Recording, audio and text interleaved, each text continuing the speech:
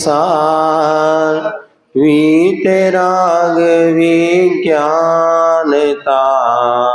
शिव स्वरूप शिव का। नमो त्रियोग समारिके, सटकाय जीवन हनन ते सब, विधि दरव हिंसा टरी, रागादि भाव निवारते, हिंसा न भावित अवतरी। जिनके नलेश वृषा न जल बिना दियो गए, 8-10 सहस विदेशी, चिद ब्रह्म में नित रम रहे। अंतर 14 भेद माह, संग 10 दाते टले, परमादिलख चौकर महीलक, समिति हीर्याते चले। जग सोहित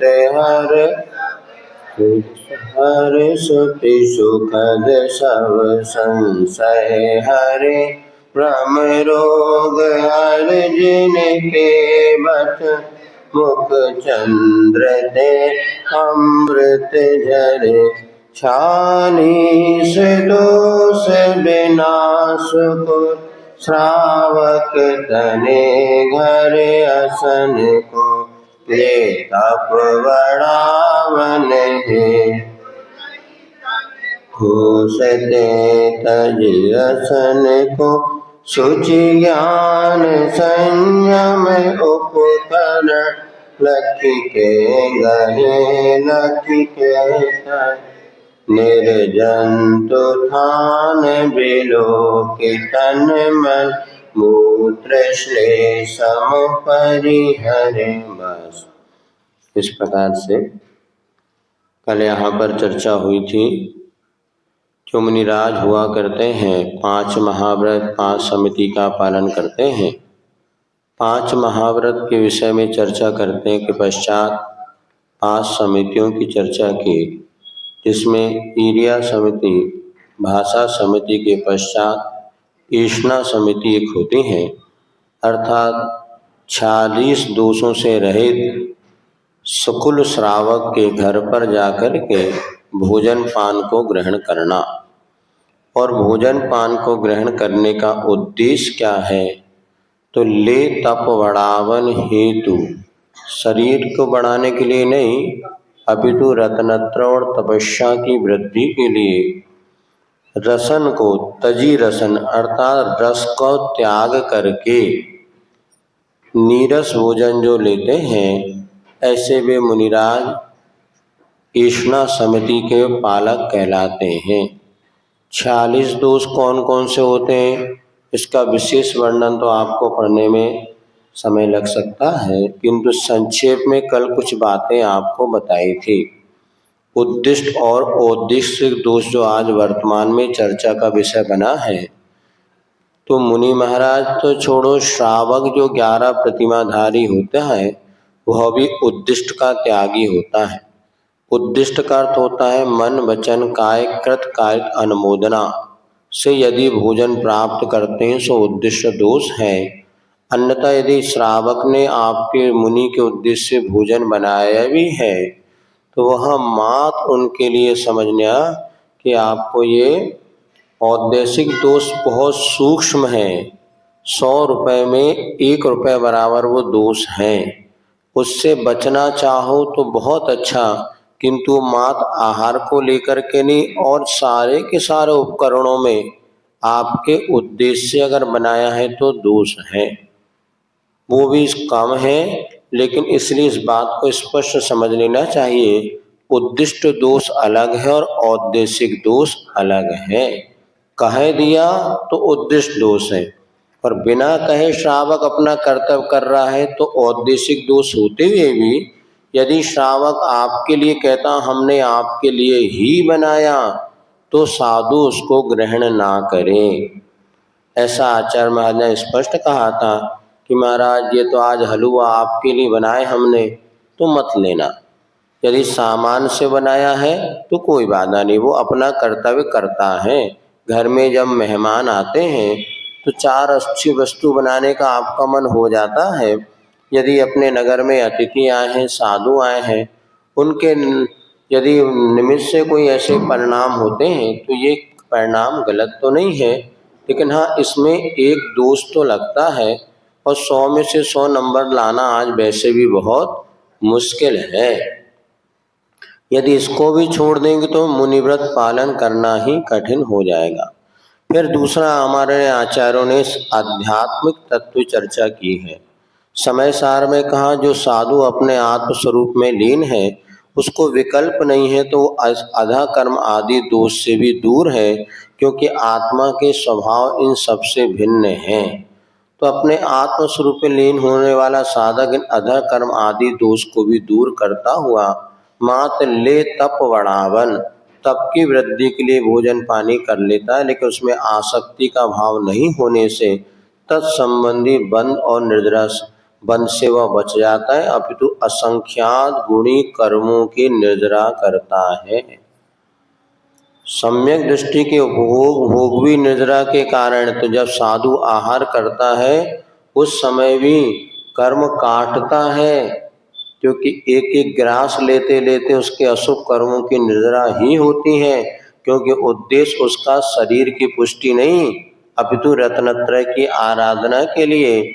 इस गाड़ी में जैसे थोड़ा सा ओवन वगैरह डाला जाता है, डीजल पेट्रोल, तो गाड़ी चलती है।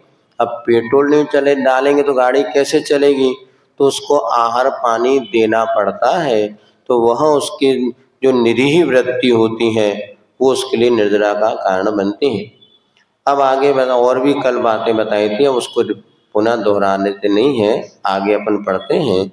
शुचि ज्ञान संयम उपकरण ये आदान निक्षेपण समिति होती है। क्या ज्ञान और संयम के जो उपकरण अथवा शुचिता के कमंडल हो गया, ज्ञान के उपकरण शास्त्र हो गए, संयम उपकरण में पीछिका हो गई, इनको लेते समय लकी के ग्रहें लकी के दरें देख करके ग्रहण करना और देख करके उनको रखना। का क्या देखना, निर्जंतु स्थान और आगे जीव जंतु से रहित स्थान पे मल मूत्र कफ आदि का परिक्षेपण करना, ये उत्सर्ग समिति कहलाती है। तो एक आदान निक्षेपण समिति होती है, तो लेते और देते समय सावधानी रखना। वास्तव में धर्म का पालना बहुत कठिन है। यदि आप अपने हाथ से कर लेते तो पल सकता है, अब दूसरा अगर करेगा तो संभव ही नहीं। एक बार का प्रसंग है, हम सब मुनिराज स्वाध्याय कर रहे थे, आचार्य महाराज हम लोगों को कोई तत्व चर्चा के माध्यम से स्वाध्याय करा रहे थे। मुक्तागिरी की बात है, ये संभवतः 2098 की बात, 1998 की बात, 97 हम लोग की मुनि दीक्षा हो गई थी, तो 98 जब वहाँ पर पहुँचे तो स्वाध्याय करते करते कोई एक प्रसंग आया, और जिसका रेफरेंस कहाँ मिलेगा, तो एक ग्रंथ में मिलेगा। तो एक एलक जी महाराज बैठे थे, उन्होंने कहा ब्रह्मचारी जी चलो हमारे कमरे में चले जाओ और वहाँ अलमारी में वो तिरोपन्नति ग्रंथ रखा, उठा के ले आओ। तो ब्रह्मचारी जी जैसे उठे तो आचार्य महाराज ने कहा सुनो एलक जी, इनको पीछी और दे दो, आप इनको पीछी और दे दो। अब वो जाएंगे तो अब कहाँ ग्रंथ लगाएंगे, उठाएंगे, रखेंगे, धरेंगे, तो इतना ही कहा उन्होंने, पीछी और दे दो। तो एलक जी तुरंत बात समझ में आ गई, उन्होंने कहा भाई बैठ जा। तुरंत उठे, स्वयं गए और पीछे परिमार्जन आके ग्रंथ लेकर के, और छोटी सी घटना लेकिन इतनी बड़ी शिक्षा दे गई कि वो फिर बाद में आचार्य महाराज ने कहा उसके बाद पीछी तो है नहीं, अब वो कैसे देखेगा, कहाँ ग्रंथ रखे उठाएगा, धड़ाधड़ भागते जाएगा, नीचे देखेगा तो नहीं, क्योंकि जल्दी लौट के आना उसको। जो एरिया समिति से नहीं जाएगा तो तत्संबंध दोष लगेंगे, जीव मरेगा तो उसका पाप का भागीदार कौन बनेगा। और यदि मान लीजिए वो वहां से उसने बिना पीछे लगाए लाएगा, अब ग्रंथ उठाया उसके पीछे छिपकली दबी और बीच में मर जाए, तो ये सब बातें बहुत सोचने की बात है। डर, इसीलिए पाप से डरेगा तभी साधु बनेगा। कई बार करना पड़ता है, बात अलग है, लेकिन वास्तव में मन में लगता है भैया ये उसके पास पीछे तो है नहीं, संयम उपकरण है नहीं, इसलिए स्वयं उस काम को करो। उठ के खिड़की लगाना हो, दरवाजा लगाना है, भैया खिड़की लगा दे, दरवाजा, अब वो तो देखेगा नहीं, उसने फट से लगा दिया, अगर छिपकली वगैरह हो गई तो मरेगा, तो उसका पाप किस उड़ेगा। इसलिए व्रती बनने के लिए सब काम स्वयं करना। संग में तो आचार महाराज, जब आचार भक्ति होती थी उस समय सब मुनिराज भी अपना अपना पाटा उठाओ, पीछे लगाओ, फिर उस पे बैठो, क्योंकि यदि आप यूं श्रावक लगा देगा धड़ाधड़, लेकिन उस पे पीछे परिमार्जन होगा नहीं। तो बहुत आचार में समय हमको उपदेश देते थे, ये बात अलग ही हम लोग उसका कितना पालन कर पा रहे हैं। आचार्य बार बार कहते थे किसी को बुलाना और किसी को भेजना ये बहुत बड़ा दोष का कारण है। आपने फोन करवा दिया, फलाने चंद जी आइए, अब वो तो चाह ही रहा था कि महाराज बुलाएं तो अपना अहंकार थोड़ा पुष्ट तो हो, अरे हमें महाराज ने बुलाया पता है। वैसे वो आना चाहता ही था, तो किंतु बिना बुलाए आएगा तो पुण्य कमाएगा, और हमने बुलाया हमारे, और वो आगे गए, देखो महाराज के यार फोन पहुंच रहे थे 3-4 बार, अब मेरे पास टाइम तो नहीं था, फिर भी मैं आ गया। हम जब ये कई लोगों के मुख से बात सुनते हम कहते रहते थे भैया कौन सा उपकार कर रहे, और हमें क्या गया। किसी को बुलाना और भेजना आचार्य कहते थे महा अपराध है।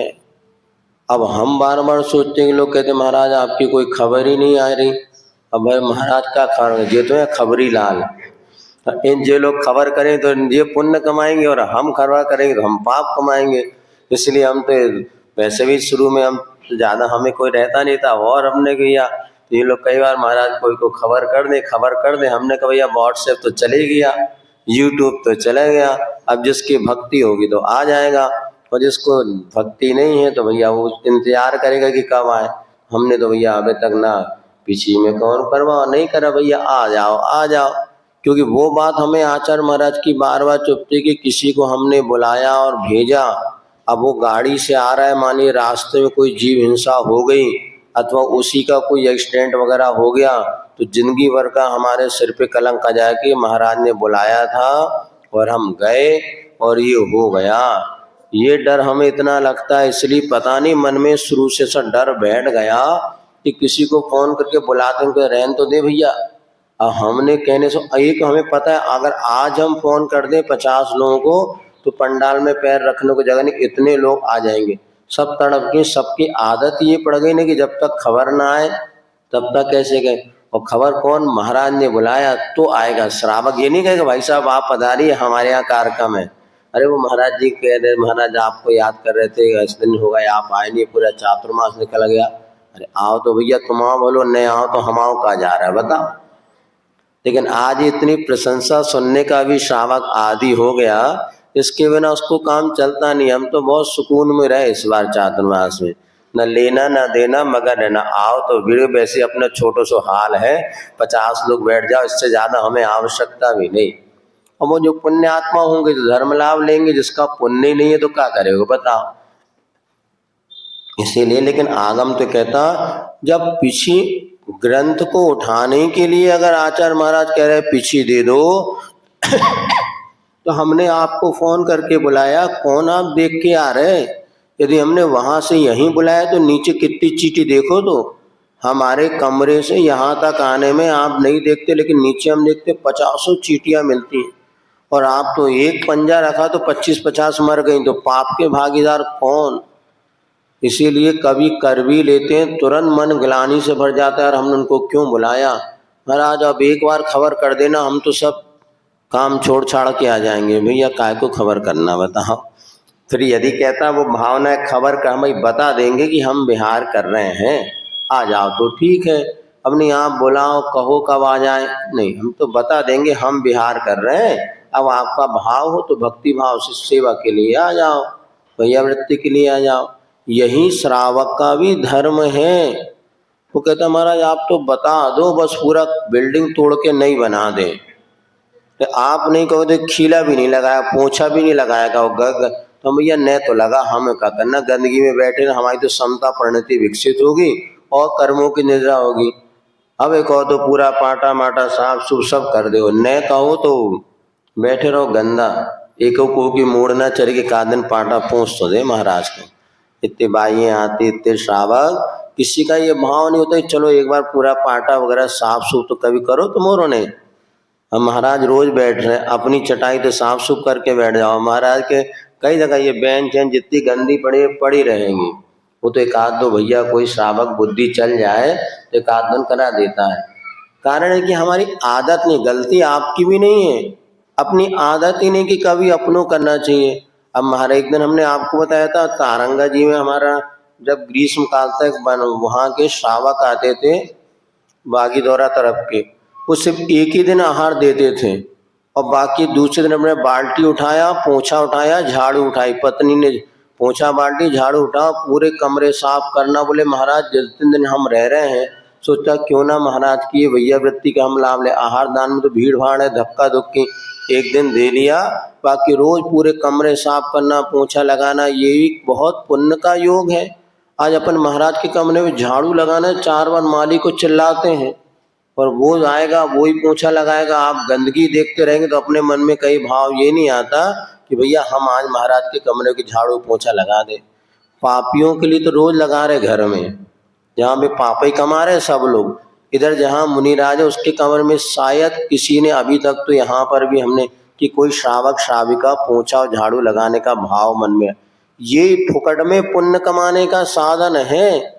ये समझ जाओ साधु गुरु पास्ती का अर्थ क्या होता है, गुरु के आहारी देने से गुरु पास्ती नहीं। जहाँ गुरु देखो वैष्णव दर्शन वगैरह में जहाँ साधु रहते हैं वहां पर, अभी एक जगह हम गए थे पट्टन कड़ोली नाम के कर्नाटक में एक गांव है, वहां जब हम रुके 7 दिन वहां पे एक व्यक्ति थे तो जैन किंतु वैष्णव धर्म से पूरे प्रभावित थे। उन्होंने किसी वैष्णव को अपना गुरु बनाया था, लेकिन हम जब वहां पर गए तो कहीं रुकने का स्थान था नहीं, तो उनके यहाँ पर जो घर में पृथक स्थान था वहां पर हम लोग रुके 5-7 दिन। वो प्रतिदिन दोनों पति पत्नी अपने हाथ से पोछा लगाते थे, साफ करते थे।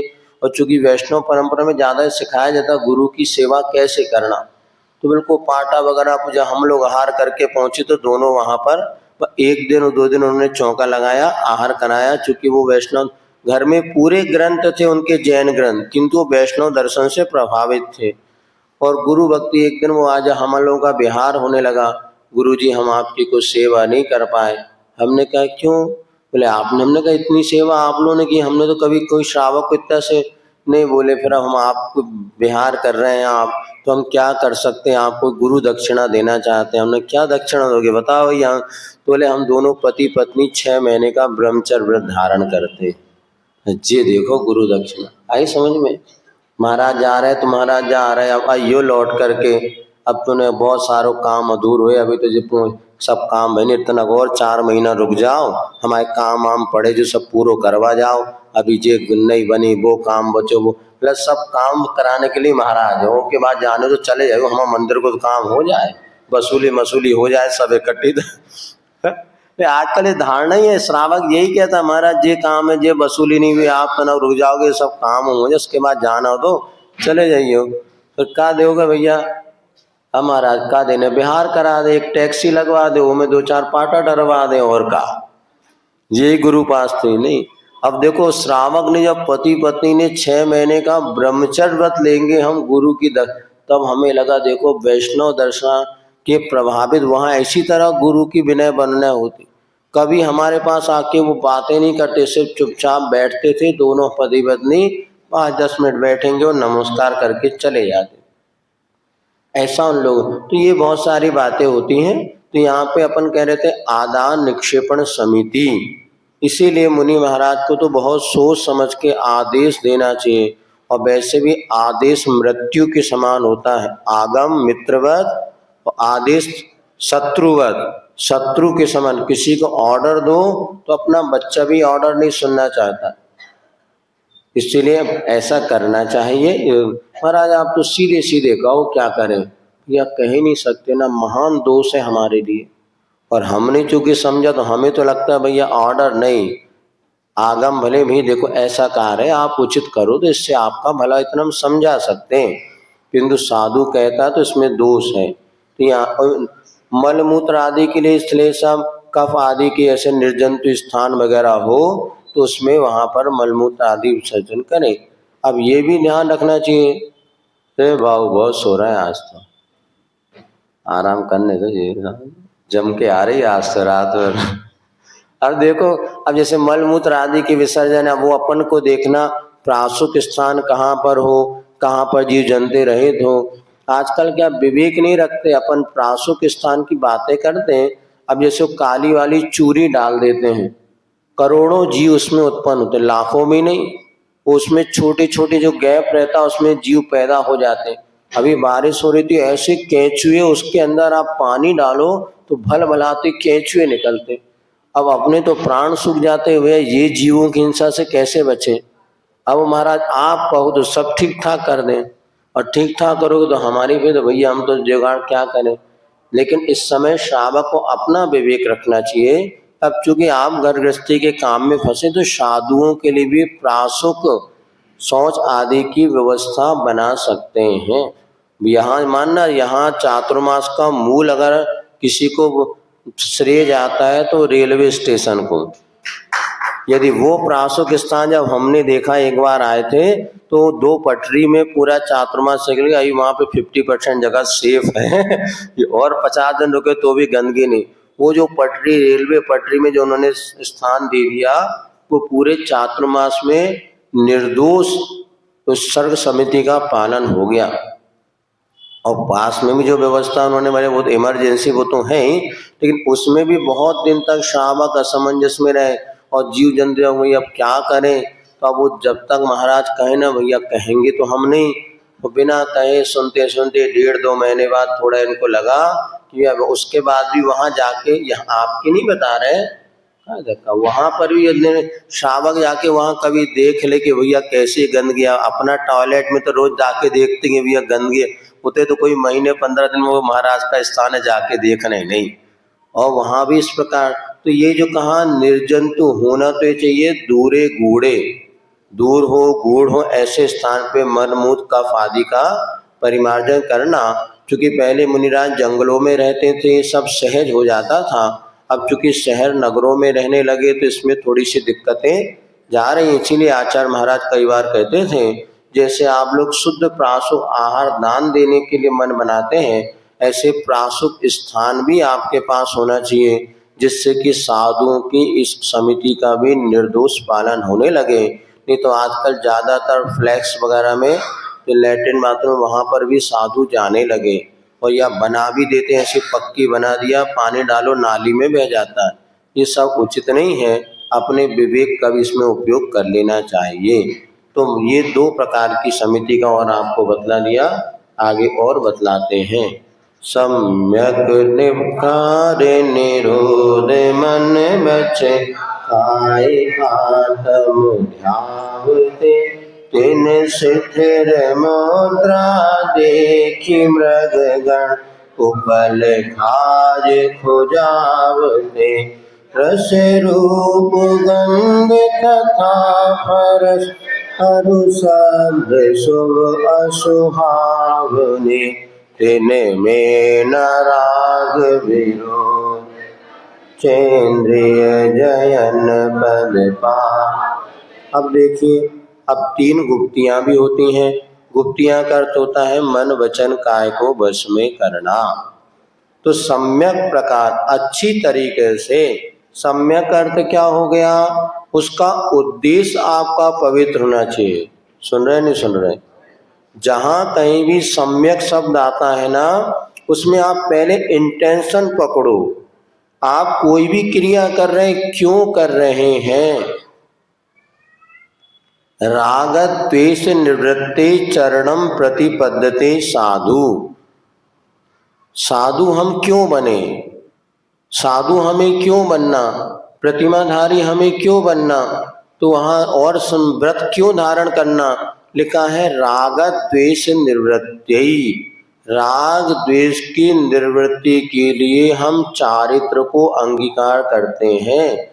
श्रावकाचार में यही लिखा, यदि आपका उद्देश्य राग द्वेष की निवृत्ति नहीं है तो चारित्र आपके संसार को बढ़ाने, मिथ्या हो गया, सम्यक नहीं हो गया।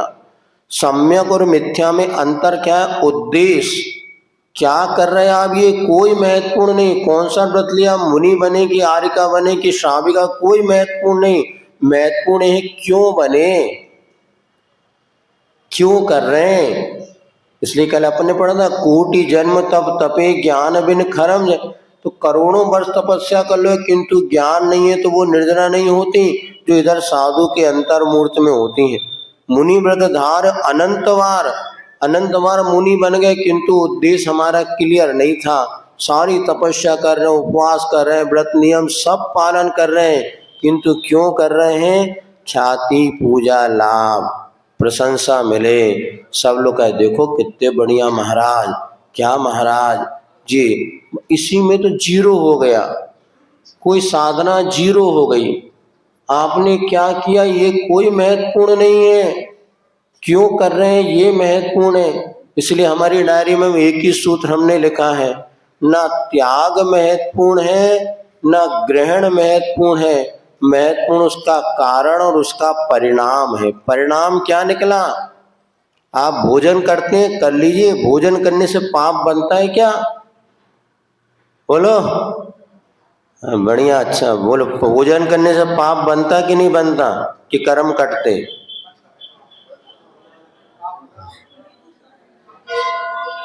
फंस जाओगे बेटा, सही सही बोलो। हाँ देखो नहीं, ये भोजन करने से ना पाप भी बनता और कर्म भी कटते हैं। अभी अपन ने पढ़ा ना, ले तप बढ़ावन, तप की वृद्धि के लिए वो ही भोजन करते करता साधु कर्म काटना है और वो ही बॉडी को पुष्ट करने के लिए ग्रह बांध रहा है। तो क्या बताया आपको, त्याग करने से मोक्ष मिलेगा ये भी गलत धारणा है, कुछ ग्रहण कर लेंगे तो मोक्ष नहीं मिलेगा ये भी गलत धारणा है। आखिर आप त्याग और ग्रहण क्यों कर रहे हैं पहले ये बताइए। आप व्रती बने तो क्यों बने, आप भोजन कर रहे तो क्यों कर रहे हैं? विहार करना है करो, मना थोड़ी ना है। विहार करने में पाप का बंधे कि निर्जरा है? नीचे देख के उद्देश्य अच्छा है तो निर्जरा है और नहीं तो पाप का बंधन। चलोगे फिरोगे तो पाप का बंधन नहीं होता, बताओ। हाँ मसीह तो कह रहे महाराज भानपुर छोड़ के कहूँ नहीं जाओ। हाँ, भानपुर में रहो तो पाप का बंधन, चलोगे फिरोगे इतने किलोमीटर जाओगे, पीछे से हम भी गाड़ी से आएंगे, इतना ही रहोगे तो सब पाप मन से हम भी बचे तुम भी बचे। नहीं, साधु का जीवन तो चलता फिरता ही शोभा को प्राप्त होता है, रुक जाए ज्यादा तो भी मुसीबत है। लेकिन चलने के पीछे उद्देश्य क्या है? जिन शासन की प्रभावना, राग द्वेष निर्वृत्त ही ज्यादा रुक जाएंगे तो राग बढ़ने लगेगा। आपका नहीं हमारा भी बढ़ सकता है, नहीं बढ़ सकता? बोलो बढ़ सकता है। हाँ, अच्छे बब्बा, अच्छी बहू, अच्छे श्रावक, अच्छे श्राविका, अब भैया ज्यादा राग नहीं बढ़ाना, हो गया अब कहीं और चलो। अरे वहाँ क्या व्यवस्था महाराज, कोई बुलाने तो आया ही नहीं और अब चले। अरे भैया नहीं आया तो क्या था, जब तक कोई बुलाए नहीं तभी बैठे रहेगा। तो एक दिन ये कह रहे थे महाराज भैया, महाराज कोई बुलावे तो आए नहीं और आप जा रहे। हमने नहीं बुलाया तो क्या करे, जिंदगी और भानपुर में बैठे। अब बुलाया नहीं बुलाया वो हमारे ऊपर है, और ना भी बुलाया तो हमें जाना है तो हमें कोई रोक नहीं सकता। जहाँ जाना साधु साल भर घूमेगा, जहाँ बुलाए नहीं, ये तो एक परंपरा चल गई, कोई बुलाना आए और नहीं भी आए तो कोई जरूरी नहीं है कि कोई आपको बुलाए तभी जाओ। रिश्तेदारी तुम निभाओ, अपनी कोई रिश्तेदारी नहीं। अपने जाना है तो बिना बुलाए भी जा सकते, क्या बात है। आहार के लिए जरूर बुलाना पड़ता है, स्वामी नमो, वहाँ बिना बुलाए नहीं जाएंगे। आहार के लिए जब बुलाओगे तभी आपके घर जाएंगे। लेकिन ये भी लिखा है साधु श्रावक के घर तक जाए, द्वार तक, आंगन पहले होता है ना, उसके बाद वो पड़ गए तो ठीक, नहीं तो वापस आ जाना। कई बार किया हम लोगों ने, जाते हैं श्रावक के घर तक गए, वो नहीं मिला तो वापस आके अपनी दूसरी जगह कर लिया, उपवास कर लिया। तो श्रावक के द्वारे तक जाने का तो विधान है, फिर अगर वो नहीं बुलाए तो फिर अंदर नहीं जाना। हे स्वामी अत्र अत्र नहीं बोले तो फिर नहीं रुकना, लेकिन उसके घर के द्वारे तक जाना। तो ये नहीं,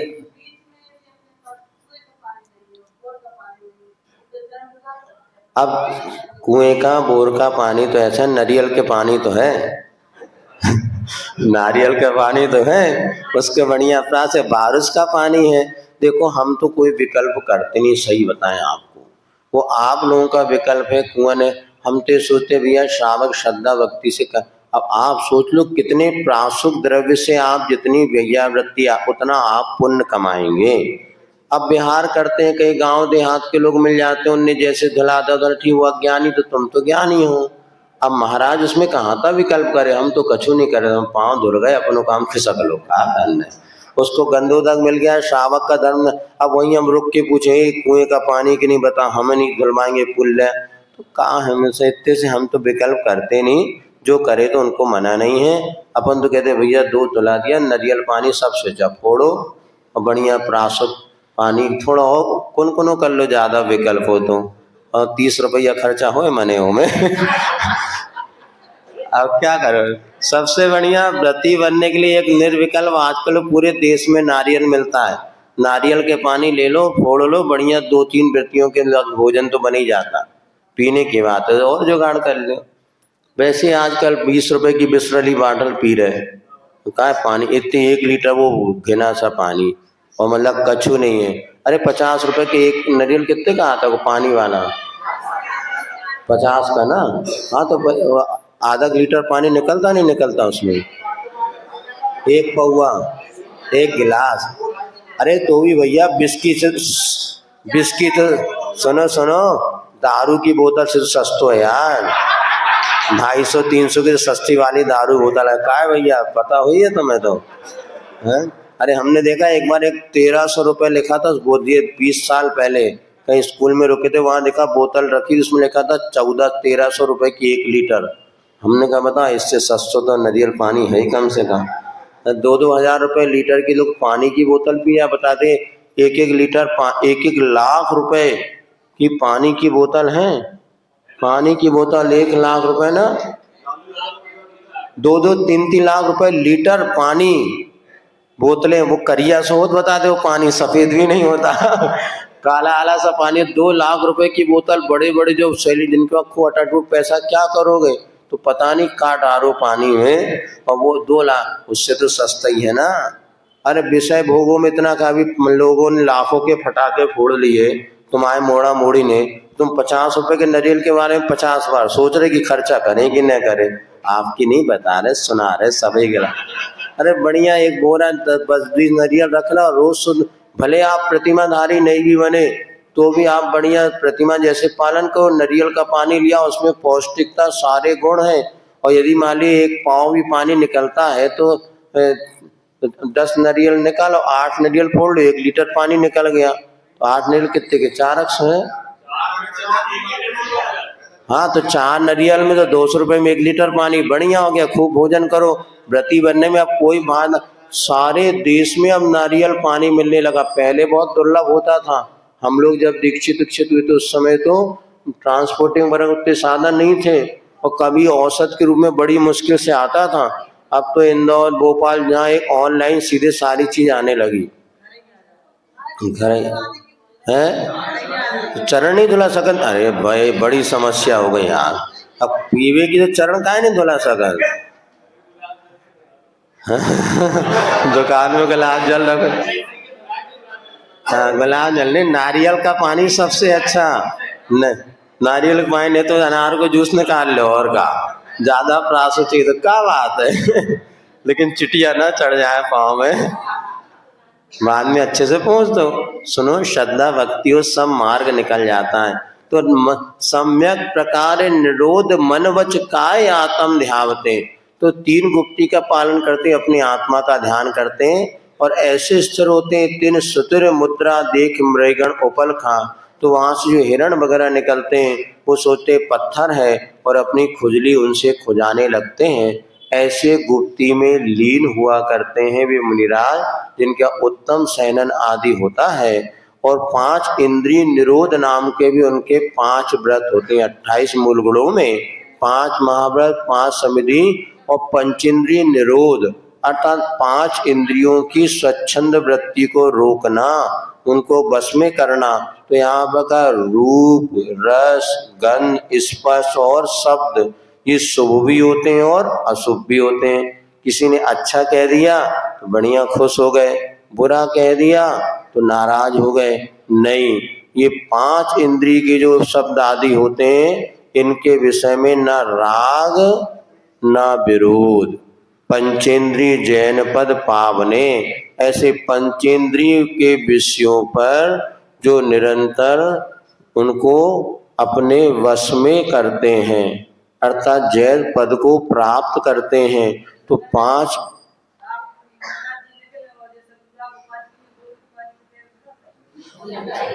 पूरी रामायण निकल गई उनने में राम सीता की कौन हती।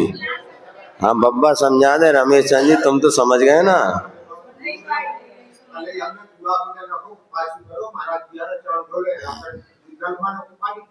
हाँ फिर भी उनका कहने जब नहीं है, फिर भी सुनो दोनों चीजें आपको सुनो जितनी सुनो, हम तो धुलवाने में कोई बाधा नहीं है। आप जितना निर्दोष पाल सको, आपके पुण्य की परिणामों की निर्मलता का साधन बनता है। हमें तो तुम जिससे धुलाओ तो हम धुला रहे हैं, हमें का हो में दादा देखना, हम जाने हम बताए ना, इसलिए कहना ना, आप अपने विवेक से काम करो, उत्कृष्टता आपकी विशुद्धि से काम करना चाहिए। हमने दोनों स्थिति बता दी। कई बार अजय श्रावक मिलते हैं, ये मिलते हैं, कहाँ तक। सुनो सुनो, साधु छूट नहीं देता, साधु अपनी परिस्थिति के अनुसार अपनी परिणाम स्थिति सुधारता है। अब श्रावक उसको छूट समझ के दुरुपयोग करे तो उसकी गलत चीज है, उसका विवेक इसमें काम करता है। तो अभी अपन ये चर्चा कर रहे थे, इस पर रस गंध वर्ण आदि जो 5 इंद्रिय के शुभ अशुभ विषय हैं, इसमें वो ज्यादा अपने उपयोग को नहीं लगाता और न राग करता है न विरोध करता है। मोक्ष मार्ग में जो मिले उसे स्वीकार करना होता है, ज्यादा विरोध भी नहीं, ज्यादा बहुत अच्छा है तो बिल्कुल रुक गए और बुरा है तो भग गए, ऐसा नहीं। ये ठीक है, अब अपने को जैसे है वैसा द्रव्य छेद काल भाव। अब पूछते महाराज आपके आहार कैसे हुए, हम भी पूछ लेते आपने कैसे कराए। आपने अच्छे कराए तो हमने अच्छे करे, और आपको स्वयं समझ में आ रहा अच्छे नहीं कराए तो अच्छे नहीं हुए। महाराज हमने तो बहुत अच्छे कराए, तो हमने भी बहुत अच्छे किए, हम काहे को कहें बुरा हुआ। हम कभी वो तो श्रावक सोचता है महाराज प्रशंसा कर दे कि आज बहुत अच्छा आपने, तो हमें पता है जो है सो है। अब जो आपको अनुकूल है वो हमारे अनुकूल हो, कोई भरोसा नहीं ना। आपको मिर्च मसाला चटक पटक ठीक है, भैया आपकी प्रसन्नता में अपन भी प्रसन्न होकर के, हाँ भैया जो तुमने कराया बढ़िया है, प्रसन्न रहो। लेकिन वो कहे कि आप हमारी प्रशंसा करो कि आपने बहुत अच्छा नहीं, आज तक किसी ने ऐसा आहार नहीं कराया, तो भैया इसमें तुम भी डूब जाओगे और हम भी डूब जाएंगे। अब इसमें जो 46 दोष में आया है, आहा पच्छा कमेण पुरा कमेण, आहार के पहले प्रशंसा करना, यार तुम्हारे जैसा कोई दाता नहीं, तुम आ जाते ना तो आहार तो ऐसा हो जाता कि बिल्कुल 3 घंटे की सामयिक कर लो। ये पूरा पहले प्रशंसा कर दी। आहार के बाद अरे क्या बढ़िया, आज तो मजा आ गया, ऐसा आहार तो अभी तक हुआ ही नहीं 3-4 दिन में, आप ही बहुत अच्छे, कल से भी आपके रोज आएंगे। और घबरा जाएगा। ऐसे बाद में भी प्रशंसा करना ये 46 दोषों के अंतर्गत आता है। निंदा करना, अरे क्या बेकार बनाया तुमने, सब्जी तक तो बनाते आती नहीं, इसे सब करिया रख दो और हम तो पेट भरे आए, ये भी पाप है। और उसी समय गुस्सा आदि करना, ये भी भला इतनी सूक्ष्म चीज है, अगर विचार करो तो दोनों के लिए इसमें समझ में आता है हमें क्या। तो रूप 3 में राग नहीं विरोध नहीं, पंचेंद्रिय जैन पद, अपना किस उद्देश्य से आहार ग्रहण कर रहे हैं या पंचेंद्रिय के जो विषय है हमारा उद्देश्य क्या है। यदि राग द्वेष बढ़ता है तो छोड़ना। आचार्य ने एक बार लिखा था, यदि आपको पढ़ने में आर्त रौद्र ध्यान होता है तो पढ़ना बंद कर देना, क्योंकि हम पढ़ रहे हैं धर्म ध्यान के लिए, ना कि आर्त रौद्र ध्यान के लिए। बस इतना ही देखना, हमारी क्रियाओं से हमारा आर्त रौद्र ध्यान तो नहीं बढ़ रहा। यदि बढ़ रहा है तो हमारा रिजल्ट गलत है। हमने क्यों काम किया, कोई भी कार्य हम करते हैं धर्म ध्यान की वृद्धि के लिए, हम तो हमेशा ये ध्यान रखते हैं। बोलना है तो बोल लेते हैं, इससे हमारा धर्म ध्यान बन रहा तो बोल लो, लगा ये गप्पे राग द्वेष बढ़ा तो बिल्कुल मौन हो जाओ। बोलने का बोले कि नहीं बोले, बोल भी सकते हो नहीं भी बोल सकते। महाराज बोल क्यों नहीं रहे? कहाँ बोले भैया तुमसे? घर गृहस्थी की बातें कितनी बातें आए, धर्म की कर ले तो हम 1 घंटा बोल लें, और नहीं है तुम्हारा तो कुछ बोल ही नहीं रहे। हम रोज जाते हैं बैठे रहते हैं, कछु नहीं बोला। कहाँ बैठे महाराज बताओ? तुम 4 बातें पढ़ी लिखी हो तो कछु बातें पूछो। साधु से सबसे अच्छा चर्चा करना। कोई प्लस 4 महीने में कोई 1 आदि 2 व्यक्ति पहुंचे हैं कि महाराज का जो धर्म की ये प्रश्न हमने पढ़ा था स्वाध्याय में, बता दो क्या इसका अर्थ होता है। बाकी इतने ज्ञानी लोग हैं, एक ने नहीं पूछो, ना भी पूछे, सब निशंक हैं। हम ही 4 बात तुम ही पूछो महाराज। अरे हम तुमसे पूछे बताओ भैया जो कहा हो, तो भी नकल मारने लग जाए, फिर तो भी दिमाग नहीं लगाए। बड़ी समस्या है। हाँ, अब ही पूछ लो, अभी पूछ लो, बाद में पूछ भी कही थी तुमने कहा अभी निपटा दो इसमें, हम तो पता चले महाराज पूछो। अब भी पूछे मूली गाजर की अच्छी चीज पूछो कि जो स्वाध्याय करो हो तो ग्रंथ पढ़ो पूछो। अब कभी भी आओ तो चना 2-4 लाइन पूछ लो करो, महाराज जी ग्रंथ पढ़े हमने, इनमें ये बात देखी समझ में नहीं आई, कि पूरी तो समझ में वैसे ही नहीं आ रही तुम्हें, मनो पढ़ा जा रहे होगा टाइम पास। बहुत विचित्रता है, कैसे समझाएं? कौन को समझा? आपको को नहीं समझा, अपन ही समझ लो। तो राग और विरोध, एक कथा बहुत अच्छी हमें लगती है। गांधी जी का एक प्रसंग हमने सुना कि किसी ने उनको भली बुरी बातें लिख करके कम से कम 5 पेज का एक पत्र पहुंचाया। तो गांधी जी ने पूरा पत्र पढ़ लिया, पढ़ने के बाद उसमें अल्पिन निकाल लिया, बाकी पत्र डस्टबिन में डाल दिया। तो बोले, जिसने पढ़ा बोले आपको इतनी बुरी बुरी बातें लिखी? अरे बोले भैया अपने काम की नहीं थी, कचरा तो डालते दो। तो पिन एक काम की थी, सेफ्टी पिन, तो वो निकाल लिया, अगले पेपर में लगावे काम। तो अब जो निष्प्रयोजन बातें उसको कोई आपको 17 बुरा बोल दी, मतलब सभी के लिए हम ये चिंतन इसलिए कर रहे हैं। कई बार साधुत्व के साथ भी ये सब बातें सब होती हैं। हम कहते कोई कितना भी हमें बुरा बोल दे कर, लेकिन अगर हमने उसको स्वीकार नहीं किया तो हमें बुराई है कहाँ? या तो बुरे हो तो सुधार करने का प्रयास करो, और बुरे नहीं हो तो बुरा मानो काहे को? तुमने हमें चोर कहा, हम चोर है नहीं तो अपने आप को क्यों चोर माने बताओ? तुम अज्ञानी हो इसलिए तो हमें चोर कह रहे।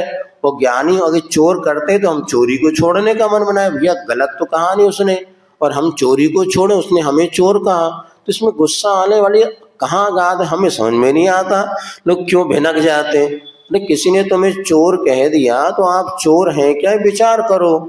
यदि चोर हो तो चोरी मत करना, और चोर नहीं हो सो लो अज्ञानी, उसको पता ही नहीं कि मैं साहूकार हूं फिर भी मुझे चोर कह रहा। इसमें गुस्सा कहाँ आ रही बताओ बब्बा?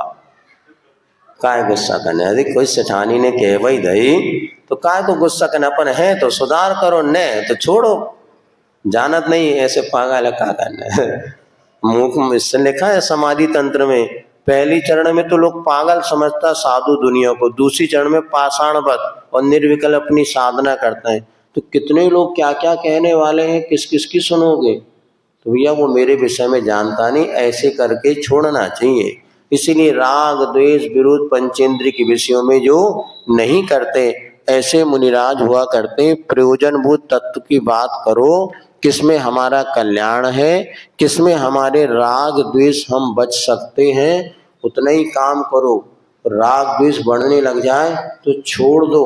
हमने इसलिए अपने व्रतों को अंगीकार किया ही नहीं। समता समारे तुति उचारे, वंदना जिन देव को नित करई प्रत्याख्यान प्रतिक्रम, तजे तन अहमेव को जिनके न नवन न दंत लोवन, ले से अंबर आवरण भूमाई पिछली रयनि में कछु एकासन। देखो कैसा यहाँ पर, देखो कल भी हमने कहा था गलती को गलती के रूप में मान तो लो, गलती छूटे अथवा ना छूटे, किंतु मैं गलत मेरे द्वारा किया जा रहा है, ये इतना भी हम मान लेते हैं ना, तो हमारी यात्रा आज नहीं कल तो सही दिशा की ओर हो जाएगी। नहीं होता ये है कि साधु गलत कर ले और उसको बाद गलती को मार्ग मान ले, तो तो फिर कभी भी सुधार नहीं हो सकता। जैसे हमने बताया ना, बुलाना भी पड़ता, भेजना भी पड़ता, लेकिन मन में टीस होना चाहिए, ये गलत काम है, साधु पद के योग्य तो नहीं है। कर भी लिया तुरंत उसको छोड़ने का मन बनाओ, अन्यथा गलत को ही मार्ग बन जाता। जैसे वस्त्र किसी परिस्थिति में धारण किया और उसी को मार्ग बना दिया तो पूरा एक पंथ चल गया, उसी के अनुयायी सब वस्त्रधारी हो गए। भाई किसी परिस्थिति में कर लिया, भाई गलत को गलत मान लो और गलत काम को जल्दी से छोड़ दो। ये नहीं कि आओ तुरंत प्रायश्चित आदि लेकर के शुद्ध हो जाओ, तो मार्ग तो गलत नहीं होगा। नहीं, गलती करके फिर हम नहीं यही मार्ग है, यही चलता है, ऐसे ही हो सकता है, इसमें क्या बाधा है। तो ज्यादातर आप देखना, गलत कार्य करने वाला गलती को गलत नहीं मानेगा, अभी तो सबके सामने में गलत को भी सही सिद्ध करने का प्रयास करता है, जिससे मार्ग ही दूषित हो जाता है। हम तो कहते ठोक करके, भैया ये हम गलत कर रहे हैं और गलत है तो हमें इसको सुधारना चाहिए, साधु हो चाहे श्रावक हो। यदि कहीं गलत हम कर रहे हैं, हम छोड़ नहीं पा रहे, किंतु काम तो हम गलत कर रहे हैं, इतना तो मानो। इतना अगर आप मानोगे तो आज नहीं, कल नहीं, परसों आपकी वो गलती छूट जाएगी। किंतु गलत को गलत ना माने और हम सही हैं ऐसा और प्रस्तुत करने का करेंगे, तो आने वाली पीढ़ी यही समझेगी कि यही मार्ग होता है, ऐसा ही किया जाता है। एक बच्चा आया, बोले महाराज सामायिक में ऐसे ऐसे क्या किया जाता है, बार बार नमोस्तु नमोस्तु। अरे हम समझ गए, बोले हमारी दादी तो सामायिक करती हैं तो बार बार मुंडी झुकाती। अरे हम हमारे लिए हम लोग भी कई बार प्रमाद कर देते। तो हमने कहा बेटा ये सामायिक की विधि नहीं है, ये तो सामायिक में निद्रा आ जाती है, प्रमाद के कारण ऐसा होता है। लेकिन ये अब उसने तो यही समझा, वो भी बैठ गया, अच्छा कब हिलने लगा, उसको नहीं। अब उसने ऐसी सामायिक कही, अपने महाराज को भी देखा और दादी को भी देखा और माता जी को भी देखा कि बस, बोले क्या कर रहे हैं, बोले सामायिक कर रहे हैं। सामायिक में जैसे देखा था बिल्कुल झूला झूल रहे हैं। अब ये प्रमाद है। अब लोग वही समझे कि ऐसी नहीं, वो तो सामायिक ऐसी होती है, हम तो नमोस्तु कर रहे थे भगवान को, मन शुद्धि वचन शुद्धि, फिर झटकाया तो काहे शुद्धि। अब ये गलत मार्ग तुमने बता दिया तो बच्चा वैसा ही सामायिक करेगा। इसीलिए गलत मार्ग का कभी आचरण कर भी लो तो बताओ बेटा ये मार्ग गलत है, हमने किया, लेकिन ऐसा नहीं होता। उसको तो अच्छे सीधे बैठ करके अच्छे से पंच परमिष्टि का स्मरण करना, ध्यान करना, ये सामायिक है। जाकर श्रावक भी शिथिलाचार का समर्थन करके साधुओं को उन्मार्गी बना देते हैं।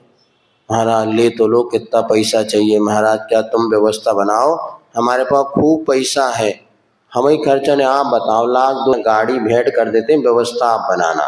सही में बिहार में इतनी दिक्कत है, कहाँ आप जाओगे। अभी एक जगह बढ़िया मंच पे मुनि महाराज को 14 लाख रुपए की कार भेंट गई, गाड़ी, और मंच पे बढ़िया चाबी जैसे वो आप लोग देते ना, तो महाराज कुछ बैठ के भैया महाराज के लिए गाड़ी। अरे हमने कहा जे क्या सुना जब, तो बोले महाराज के बिहार की नहीं जरूरत पड़ती रहती है। हमने कहा महाराज को बिहार के लिए 2 पांव से चलने का कहा आचार्यों ने, अब ये गाड़ी साथ में रखेगी तो कहीं नहीं है। अब 14 लाख की जो गाड़ी श्रावक देगा उसको अपेक्षा कुछ तो रहेगी। अब वो ऐसी स्थिति हो गई कि बस अब गाड़ी भेंट करने लगे महाराजों को। अब तो एक नई परंपरा चल गई, नैपकिन ला के रखने लगे महाराजों के सामने, ये भी गलत है। आचार्य ने कर रहे हैं, देखो दोस्त, एक बार आचार्य महाराज ने, हमने तो बहुत बताते, ज्ञान सागर महाराज जी की पूछने के लिए एक बार विद्यासागर महाराज जी ने एक नैपकिन ले ली, तुरंत ज्ञान सागर, क्यों ये उपकरण दिया है क्या तुम्हारे लिए, पीछे कमंड अलग करो। अब एक बार हम कुंडलपुर में पहुंचे, अब नई परंपरा थोड़ा अंतर आ गया, तो अब सब महाराज पूछते तो हमने भी ले लिया आचार्य को पूछने के लिए। आचार्य सीधे कहा तुम अलग करो, वो छोटे महाराज पूछ रहे, उनको तुम नहीं पूछो। हमने कहा हम लोग शुरू से जो रहे हैं तो आचार्य महाराज ने बहुत इस प्रकार से कभी नहीं किया। अब वो धीरे धीरे नई पीढ़ी में कुछ परिस्थिति बसात महाराज लोग स्वयं करने लगे, उनसे तो आचार्य करा लिया। और जैसे हमने हाथ में ऐसे करते उंगली, हम तुरंत नैपकिन छोड़ दी, हमने कहा भैया फंस गए। उनसे दूसरे, अब उनके तो इन लोगों ने तो कभी, एक बार हम संघ में ऐसे ईरियापत हो रहा था और ईरियापत के समय सब लोग जो है पिछी में पहले जूट वाली रस्सी चलती थी और हम लोग जूट वाली रस्सी बांधते थे, नहीं बीच में परिवर्तन हुआ, नई पीढ़ी आई और प्लास्टिक वाली रस्सी चलने लगी। और कुंडलपुर की बात थी और उस समय आर्य का संघ भी आया था, तो हमारी पीछे जूट वाली रस्सी थी, तो आर्य का संघ महाराज पीछे परिवर्तन करना है, उसको सुधारना है, ले गई। उन्होंने अपनी नायलॉन वाली जो पीछी थी रस्सी हम पीछे दे गए। हम ऐसे ही बैठे थे, आचार्य के पहले नंबर पर प्रत्याख्यान ईरियापत करते करते आचार्य से, क्यों निर्वेग तुम भी? क्या तुम भी? मान हमने नहीं, आज समझ गए कि हमने आचार्य से, हमारी नहीं, हमारी तो जूट वाली रस्सी है, वो तो दूसरे की पीछे सुधारने ले गए, तो हमने रहा। तो हमने कहा आचार्य महाराज को कुछ हम लोगों से भी अपेक्षाएं रहती हैं कि जब हमने इनको इतना समझा तो वो भी समझ रहे कि 10 को समझाएंगे तो 2 ही समझेंगे, ये 2 समझ रहे, उसके बाद वो तुरंत आचार्य क्यों निर्वेग तुम भी? वो ऐसे कभी निर्वेग ना, तुम भी इसमें लग गए, तुमको प्लास्टिक, वो कई बार कह चुके प्लास्टिक की रस्सी जो है साइड में दबाने इन्फेक्शन होगा, नहीं करना चाहिए। अब तो बक्कल अक्कल चल गए इसमें, लेकिन पुनः अभी वो प्लास्टिक की रस्सी का प्रचलन जब चला था बीच बीच में, तब आचार्य महाराज कहते नहीं इसमें तो यही होनी चाहिए। कुछ लोग उसका पालन करते, कुछ लोग कहते इसमें जीव पैदा नहीं होते, ये नहीं होते, लेकिन इस प्रकार से वहां पर तो गलती करना बुरा नहीं है, गलती होना भी बुरा नहीं है, किंतु गलती को गलती ना स्वीकार करके मार्ग बता देना ये बहुत अनर्थ है और अपने लिए पतन का कारण है। तो 6 आवश्यक और मुनिराज के हुआ करते हैं, तो बता रहे हैं पहले समता समारे, 24 घंटे साम्य बुद्धि रखना, ना कोई गरीब आ गया तो उसको भगाना नहीं, अमीर आ गया तो उसको आशीर्वाद दे दिया, ये सब बातें समता से ऊपर हो जाती हैं। तो सबके प्रति साम्य बुद्धि रखना, स्तुति भगवान की 24 तीर्थंकर की वंदना की स्तुति करना, भक्तामर आदि पढ़ते एक तीर्थंकर का जिसको वंदना कहते हैं। नित करें प्रत्याख्यान, प्रतिदिन प्रत्याख्यान करना, पाप का त्याग करना, प्रतिक्रमण करना, अपने दोषों की निंदा आलोचना करना, और शरीर के प्रति ममत्व को छोड़ करके और अपने शरीर के प्रति राग भाव नहीं रखना, ये कायुसर्ग नाम का ये 6 आवश्यक कहलाते थे। इसके बाद 7 और विशेष गुण मुनिराज के हुआ करते हैं, उनकी चर्चा अपन कल करेंगे। आज इतने ही पर्याप्त है, 10 बज गए। कल तो वैसे सुबह थोड़ा सा करना तो पढ़ लेते। 7 और मूल विशेष आवश्यक हैं, तो कौन आवश्यक नहीं, 7 और विशेष मूल गुण होते हैं। तो ये आपके 28 में कितने हो गए? 5 महाव्रत, 5 समिति, 5 इंद्रिय निरोध और 6 आवश्यक, ऐसे 21 हो गए। इस प्रकार के और 8 7 और विशेष गुण होते हैं। इनको जो मुनि महाराज पालन करते हुए अपने महाव्रतों का पालन करते हैं, ऐसे मुनि की चर्या क्या हुआ करते बता रहे हैं इस प्रकार।